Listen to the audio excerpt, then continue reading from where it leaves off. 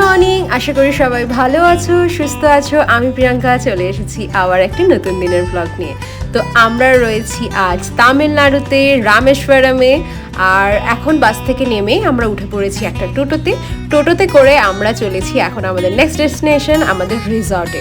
তো এখানে যিনি টোটো ড্রাইভার ছিলেন তিনি তো লোকাল, তো সেই জন্য ওনার কাছ থেকে আমরা জেনে নিচ্ছিলাম যে কোন টাইমে বেরোলে কোথায় কি আছে এবং কোন টাইমে গেলে সেটা বেশি ভালো হবে।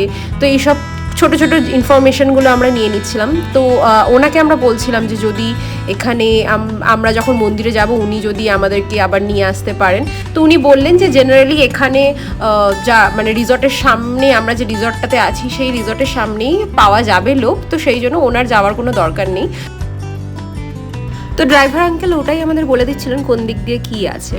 তো যাই হোক, গল্প করতে করতে আমরা এখন চলে এসেছি রিসর্টের সামনে। আর আমাদের রিসর্টটি ছিল পুরো বিচের ধারে, তাই জন্য দারুণ লাগছিল আমাদের এসেই, যেন আমরা একটু রিফ্রেশড হয়ে গেছিলাম। এই হচ্ছে আমাদের রিসর্ট, হরিসা বিচ রিসর্ট। রিসর্টটি নতুনই, খুব একটা পুরনো নয়। জেনারেলি তো রিসর্টে বা যে কোনো হোটেলে চেক ইন থাকে দুপুর 12টা থেকে, বা হয়তো কোনো কোনো হোটেলে 11টা থেকে। তো আমরা একটু আর্লি চেক ইন করছি, তো সেই জন্য ওনারা বললেন যে দুটো রুমের মধ্যে একটা রুম অলরেডি ওনারা রেডি করছেন, আরেকটা রুম রেডি হতে টাইম লাগবে, বিকজ মানুষজন চেক আউট করছেন, তো তারপরে ওনারা ওটা ঠিক করতে পারবেন। জায়গাটা ভীষণ সুন্দর ছিল। আমরা এই রিসর্টটা একদম লাস্ট মোমেন্টে বুক করেছি, জাস্ট এখানে আসার 2 দিন আগেই, কিন্তু জায়গাটা এত সুন্দর, এত নিরিবিলি, ভীষণ পছন্দ হয়েছে আর ভীষণ নেচারিস্টিক। তো এটা হচ্ছে রিসর্টের পিছন দিকটাও পুরো একটা জঙ্গলের মতো। আমি এটা পরে দেখাবো যে কত সুন্দর, ভিডিও করে রেখেছি আমি। তো তার আগে চলো দেখে নিই রুমটা কেমন। তো এটা হচ্ছে একটা রুম, একসাথেই দুটো রুম রয়েছে। তো ফার্স্টে একটা রুম ওনাদের রেডি করা হয়ে গেছে, তো আমরা সেই জন্য চলে এসেছি। তো একটা রুমেই এখানে একটা বড় বেড রয়েছে আর একটা সিঙ্গেল বেড রয়েছে। তো কেউ যদি চায় এরকম একসাথেও থাকতে পারে, মানে 4 জন আসলে কোনো প্রবলেম হবে না, কেন ওনারা বললেন যে ওনারা এক্সট্রা বেডও দিয়ে দিতে পারেন। তো এখানে আমাদের গপুও এসে বসে পড়েছে আর আমরা এখন দেখে নিচ্ছি এখানে কি আছে। তো এখানে জল দিয়েছে, গ্লাস দিয়েছে, টুথপেস্ট কিট দিয়েছে, এবং এছাড়া যে শাওয়ারের কিটস থাকে সেগুলো ছাড়া রুমে রয়েছে একটা বড় বেড আর একটা সিঙ্গেল বেড। তাছাড়া রয়েছে এখানে একটা কাবার্ড, আর তাছাড়া রয়েছে মিরর, এসি রয়েছে। আমরা এসি রুমই নিয়েছি, কেন এইদিকে একটু গরম তো থাকেই তামিলনাড়ুতে, সেই জন্য এসিটাই নেওয়া বেটার। আর তাছাড়া রয়েছে এখানে আবার বসার জায়গা রয়েছে, এই যে সোফা রয়েছে, কাউচ টাইপের, চেয়ার টাইপের, ব্যালকনি রয়েছে। ওই যে আরেকটা রুম দেখা যাচ্ছে, ওই রুমটাই হচ্ছে আমাদের আরেকটা রুম। তো ওই রুমটাই রেডি হচ্ছে, আর এখানে ব্যালকনি থেকেও পুরো সি ভিউটা রয়েছে। তো ভীষণ ভালো লাগছে। এই যে এখানে চেয়ার্স রয়েছে, আমরা চেয়ার নিয়ে এখানেও আড্ডা দিতে পারি বা ব্যালকনিতেও বসতে পারি। এই পাশের যে রুমটা এখনও রেডি হচ্ছে বলে আমরা এখন একটা রুমেই তাড়াতাড়ি করে সবাই রেডি হয়ে নেব, যতক্ষণে ওটা রেডি হচ্ছে। ওই বাথরুমটা এখন ইউজ করতে পারি, বাট রুমটা ওদের এখনও ক্লিন করা বাকি রয়েছে, মানে বেডটা। গল্প করতে করতে আমরাও সবাই স্নান করে নিয়েছি তাড়াতাড়ি। আর এ দেখো আমাদের গপু এখানে স্নান করে রেডি। আজকে ও পরেছে অষ্টমীতে নতুন ড্রেসটা এত সুন্দর, আমার চোখ ভরে গেছে দেখে, কি সুন্দর। আর মা স্নান করাতে করাতেই রিসর্টেই একটা বাগান থেকে ফুল নিয়ে চলে এসেছে, আমাদের গপুকে পুজো দিয়ে দিয়েছে। এই দেখো আমরা সবাই রেডি। আর বাবার এখানে মুখটা এরকম, কেননা বাবা আমাদেরকে বলছিল তাড়াতাড়ি রেডি হতে, কেননা বাবা তো যেখানেই যায় তাড়াতাড়ি রেডি হতে বলে।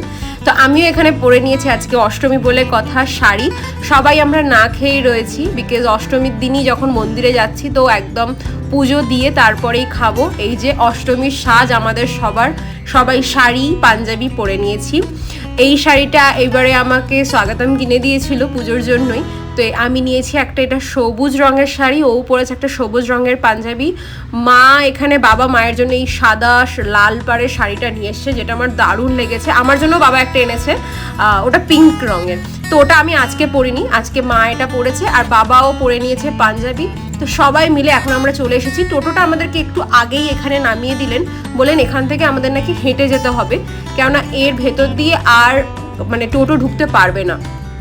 তো যখন আমরা এর উপর দিয়ে যাচ্ছি মোটামুটি তখন 12টা মতো বাজে, 11:30 12টা হয়তো বাজে। আমাদের মনে হচ্ছিল পায়ের চামড়া যেন মনে হচ্ছিল উঠে যাবে, এত গরম বালি ছিল। আর আমরা এটাই ভাবছিলাম যে এখনই এত গরম, তাহলে আর একটু যখন রোদ বাড়তে থাকবে, দুপুর আরও গড়াতে থাকবে, তখন কি হবে। তো এখানে এই ঘাটে সবাই দেখছিলাম স্নান করছিলেন, স্নান করে তারপরে সবাই এখানে পুজো দিতে যাচ্ছিলেন। তো আমরা তো অলরেডি আমরা স্নান করেই এসেছি, স্নান করে ফ্রেশ জামা কাপড় পরেই এসেছি। আর তো সেই জন্য আমরা শ্যাম্পুও করে নিয়েছি, মাথা টাথা সব ধুয়ে নিয়েছি। তো সেই জন্য আমরা এখানে শুধুমাত্র একটু জলের ছিটা ঘাটে নেমে মাথায় জলের ছিটে নিয়ে নিয়েছিলাম। আমরা আর এখানে মানে ঘাটে নেমে আমরা স্নান করিনি, আমরা শুধু মাথায় জলের ছিটে নিয়ে আমরা মন্দিরে ঢুকে গেছি। তো মন্দিরটা বেশ অনেকটাই কিন্তু হাঁটা পথের রাস্তাটা ছিল, মানে আর মেবি হয়তো অতটা না থাকলেও এত রোদ ছিল বলে আমাদের আরও যেন মনে হচ্ছিল বেশিক্ষণ লাগছিল। তো এই যে মন্দির দেখা যাচ্ছে, রামেশ্বরম মন্দির। কবে থেকে আমার এখানে আসার ইচ্ছে ছিল, আর ফাইনালি আমি এখানে আসতে পেরেছি। তো এখানে মন্দিরের যেটা শুনলাম যে 3টে থেকে মনে হয় ওনাদের আবার একটু বন্ধ থাকবে, তারপরে আবার বিকেল থেকে স্টার্ট হবে। তো যাই হোক, আমরা আগেই চলে এসেছি। এখানে যেতে যেতে আমরা খাবারের স্টলগুলোও দেখে নিচ্ছিলাম, কেননা মন্দির থেকে বেরিয়েই আবার খেতেও তো হবে। খিদেও সবার একটু একটু করে তো পাচ্ছেই, কেননা কাল সেই রাতেই যা খেয়েছি, আর তো তারপরে কেউ কিছু সেরকম খাইনি পুজো দেবো বলে। তো এই যে এখন আমরা এখানে যাচ্ছি এখন, আর আমার বাবা যেখানেই যায় সেখানেই আমার বাবা তালা লাগাতে থাকে, এত দেরি হয়ে গেল, এখনো কেন হলো না, এই রকম। তো এখানেও সেটার অন্যথা নয়, বাবা আমাদের বকতে বকতে বলছে তাড়াতাড়ি চলো তাড়াতাড়ি চলো। তো যাই হোক, আমরা এখন ঢুকে পড়েছি। লাইন কিন্তু আমরা ভাবলাম যে সেরকম হয়তো ভিড় হবে না, এখান থেকে যখন ঢুকছিলাম আমরা ফাঁকা ফাঁকাই দেখলাম। ভিতরে যখন ঢুকলাম তখন দেখলাম যে কত লাইন, মানে মোটামুটি মন্দিরের ভিতরে আমরা যখন রামেশ্বরম, যখন জ্যোতির্লিঙ্গটাতে যখন পৌঁছেছি, যেই গর্ভগৃহতে, সেখানে যখন পৌঁছেছি আমরা ওখানে অনেকক্ষণ লাইনে দাঁড়িয়েছিলাম। তো এই যে মা বাবা সামনে যাচ্ছে, আমরাও পিছনে যাচ্ছি। এখানে আমাদের এখন টিকিট কাটতে হবে। একটা থাকে ফ্রি দর্শন, যেটা টিকিট কাটতে হয় না, আর এখানে টিকিট কাউন্টার আলাদা করে আছে। একটা হচ্ছে ভিআইপি দর্শন, একটা হচ্ছে স্পেশাল দর্শন। তো আমরা এখানে স্পেশাল দর্শনেরটাই কাটছি, 100 টাকা করে পড়েছিল পার হেড। তো স্পেশাল দর্শনের রাস্তাটা এই জন্য আলাদা, আর মানে ঢুকেই ডান দিকে চলে যেতে হয়েছিল, আর বাঁ দিক দিয়ে মনে হয় ফ্রি দর্শনের। তো এই যে আমরা ঢুকে পড়েছি। আর একটা ছিল ভিআইপি দর্শন, তো ওনারাই বললেন যে ভিআইপি দর্শনও ওই রকম একই প্রাইস, কিন্তু স্পেশাল দর্শন আর ভিআইপি দর্শনে খুব একটা ফারাক হয় না। তো আমরা ওই জন্য স্পেশাল দর্শনেরটাই কেটে ঢুকলাম টিকিট। তো এই যে এখন মন্দিরের ভিতরে ঢুকছি, কিন্তু আমি মন্দিরের ভেতরে গিয়ে তো আর ঠাকুর এখন দেখাতে পারবো না, তো বেরিয়ে আবার তোমাদের দেখাবো। বেরিয়ে পড়েছি মন্দিরে পুজো দিয়ে, আর অসম্ভব সুন্দর একটা আমাদের অভিজ্ঞতা ছিল। জ্যোতির্লিঙ্গের আমি ওই জ্যোতিটা মনে হয় কোনো দিনই ভুলতে পারবো না, এত সুন্দর ছিল চারিদিকটা, মন সত্যি ভরে গেছে। আর আমরা তো ফোন টোন সব মানে রেখে দেওয়া হয়েছিল, তো সেই জন্য আমি আরও কিছু ভিডিও এমনিও করতে ওখানে নিষেধ রয়েছে। তাছাড়াও সব কিছু মিলিয়ে অসম্ভব সুন্দর একটা অনুভূতি, মানে আসার সার্থক। অষ্টমীর দিন সকালটা এত সুন্দর কাটবে বুঝিনি। যাই হোক, এখন আমাদের সবার ভীষণ গরম করছে, কেননা বাইরে অসম্ভব রোদ, আর আমরা সবাই খালি পায়ে আছি। সকাল থেকে আমরা কেউ জলও খাইনি, তাই জন্য আগে এসেই সবাই সামনে ডাবওয়ালাকে দেখে আগে ডাবের জল খাওয়া শুরু করেছি। তো আমরা ঢুকেছিলাম একটা গেট দিয়ে আর বেরিয়েছি আর একটা গেট দিয়ে। এটাই জেনারেলি আমিও আসার আগে অনেক চেক করছিলাম, তো এটাই শুনেছিলাম, তাই জন্যই আমরা কেউ জুতো পরে আসিনি, কারণ জুতো পরে আসলে আবার যেই গেট দিয়ে ঢুকতাম আবার সেটা খুঁজতে হতো। তো সেই জন্যই আমরা শুধু খালি পায়ে চলে এসেছি। বাট হ্যাঁ, খালি পায়ে আসার এটাই একটা প্রবলেম যে এই গরমে মানে পায়ের অবস্থা ভীষণ খারাপ হয়ে যাচ্ছিল। আমরা এখান দিয়ে হাঁটতে যে আমাদের ভীষণ কষ্ট হয়েছে, কেননা একে এত কড়া রোদ। মোটামুটি যখন আমরা বেরিয়েছি তখন দুপুর 3টে এরকম বাজে, তো ভীষণ কড়া রোদ ছিল, তাই ভীষণ কষ্টও হচ্ছিল।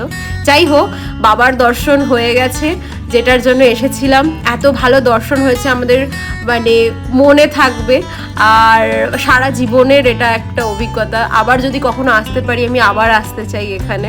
আর এখন আমরা যাচ্ছি খেতে। তো এখানে আমরা ভেজ রেস্টুরেন্টই আছে, এমনিও আমরা আজকে ভেজই খাবো। তো এখানে একটা জৈন পাঞ্জাবি রেস্টুরেন্ট সব এগুলো ছিল। তো আমরা এখানে একটা ভেজ রেস্টুরেন্টেই ঢুকে গেছি, এমনিও এখানে ভেজ রেস্টুরেন্টই থাকে মন্দিরের পাশে। আর মা আজকে যেহেতু খাবে না, তো সেই জন্য আমরাও মায়ের মতোই, মা আজকে রাইসও খায় না, তো আমরাও বললাম আমরাও কেউ রাইস খেতে ইচ্ছা করছে না কারোর, বাবাও বললো খাবে না, তাই জন্য সবাই এখানে রাইস স্কিপ করলাম। এখানে আমরা এখন খাবারের অর্ডার দিয়ে দিয়েছি এসেই আগে। আর দেখো কি সুন্দর কলা পাতা দিয়ে দিয়েছে। কলা পাতায় গরম খাবার পড়লে যেন খাবারের টেস্ট আরও বেড়ে যায়। তো এখানে আমাদের এসে গেছিলো ডাল ফ্রাই, মিক্সড ডাল ফ্রাই। এখানে ছিল আলু গোবি আর এখানে দিয়ে দিয়েছিল স্যালাড। ডাল ফ্রাইটা কিন্তু অসম্ভব ভালো ছিল, মানে পেঁয়াজ রসুন ছাড়াও এখানে প্রত্যেকটা খাবার খুব ভালো ছিল। এখানে স্যালাডটা দিয়েছিল যেটা, সেখানে পেঁয়াজ ছিল, তো মা সেটা খায়নি, মাকে আলাদা করে মা শশা নিয়েছিল। আর এইটা ছিল পনির মশালা। পনির মশালাটাও দারুণ ছিল, মানে প্রত্যেকটা খাবারই খুব ভালো ছিল। তার সাথে এখানে দিয়ে দিয়েছিল চানা মশালা। তো মোটামুটি চানা মশালা, ডাল ফ্রাই, আলু গোবি আর পনির মশালা এগুলোই আমরা নিয়েছিলাম। আর তার সাথে এখানে আমরা নিয়ে নিয়েছিলাম বাটার নান, মা নিয়েছিল তন্দুরি রুটি। তো ব্যাস এই ছিল আমাদের খাবার। দারুণ খেয়েছি, মানে ওই অতক্ষণ না খেয়ে থাকার পরে এই খাবারটা যে কি তৃপ্তি ভরে খেয়েছি, গরম গরম খাবার, তার উপরে এত টেস্টি, দারুণ খেলাম। তো চলো খাবারটা খেয়ে নিয়ে তারপরে আবার রুমে যাব। রুমে গিয়ে সবাই একটু আধ ঘন্টার ভাবছি রেস্ট নিয়ে নিই, কেন এমনিও এত রোদ যে কোথাও এখন বেরোতে পারবো বলে আমার মনে হচ্ছে না। বাবা তো বলছিল যে না একদম ঘুরেই যাই, কিন্তু সত্যি একটু রেস্টের প্রয়োজন আছে। তো হোটেলে গিয়ে একটু রেস্ট নিয়ে তারপরে আমরা আবার বিকেলে নেক্সট ডেস্টিনেশনের জন্য যাব, সেটাও দেখাবো। তো ভিডিওটা এতটাই থাক, সবাই ভালো থেকো, সুস্থ থেকো, থ্যাংক ইউ সো মাচ।